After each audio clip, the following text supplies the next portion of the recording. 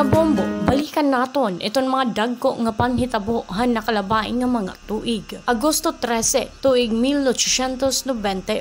Natabo itong gitatawag nga Battle of Manila. Iniinhabot nga ito ang Spanish-American War. Ginkonsidera ito na sabi nga gera nga gitatawag nga pagminos may tungod nga nakaplano na inihangtod nga sumurrender itong mga Espanyol ha Amerika. Nga gilalauman nga magwawagay-wayra iton ira bandera kumo pangilalaan nga nagdaog na niton mga Amerikano kontra ha Espanyol. Naiwagay-way naman iton American flag ha Fort Santiago, Manila han August 13, 1898. Han Agosto 9, 1898, iton foreign consul in Manila nga nitong Spanish states kalakip na itong mga opisyales itong simbahan nagdesisyon nga sumurrender nga han mag-issue General Merritt nga na Admiral George Dewey hin appeal kan Governor General Juanes nga sumurrender han hitabo. Nagamay ada intensyon abot nga itong Pilipino nga Amerikano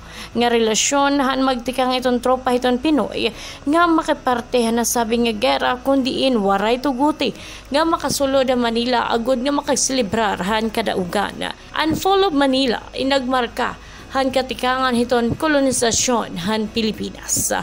Han 1960 nakuha itong Central African Republic ang ira independence o kung kagawasan tikang hanasod de France.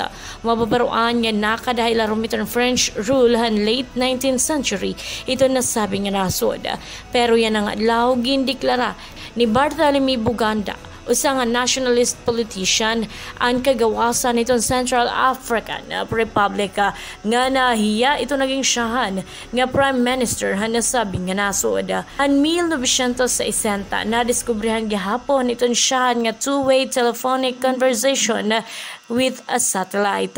Ito nasabi nga konversasyon ng ginhimo pinaagi ito NASA Eco-1 usa nga balon satellite nga niniin gin-launch hakalarakan han Agosto 12. Nagserbi naman ito nasabi nga satellite como reflector nga naghatagin signal pakani hakalibutan. Ngan para itong today in history. Ini Hibombo Jovelyn Rancudo para sa number 1 and most trusted radio network in the country, Bombo Radio Philippines. Basta Radio, Bombo!